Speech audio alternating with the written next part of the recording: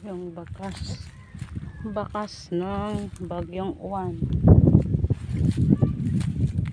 Marami nga tumba ditong saging. Saka na, William. Sabi na, sabihin mo eh. Loko.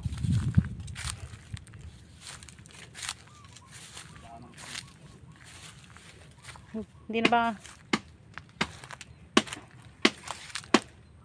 Dahil palang nabugbog ditong saging. Ayun.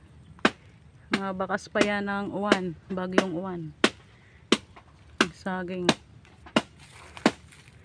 Tapos nabuwal dito yung ipil-ipil.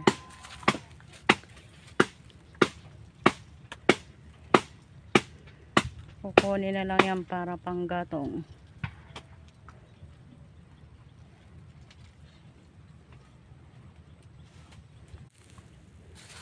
Yan si Boss William. Ano niya yung ipil-ipil. Nga lang, ang daming putakte. Putakte ba yun? Yung malalaking langgam. Ito yung saging na pinadapa ni bagyong uwan. Bakas pa to ni bagyong uwan. Pati yung ipil-ipil na yan. Sa kapitbahay yan na puno ng ipil-ipil. Binigay na ba yun sa'yo ni Ron eh?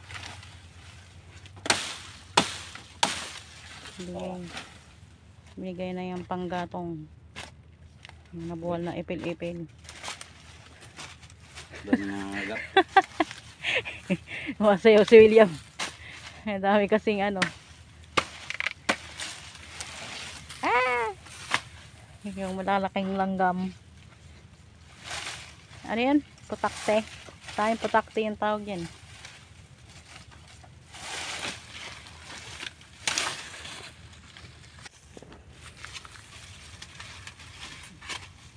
Wala na.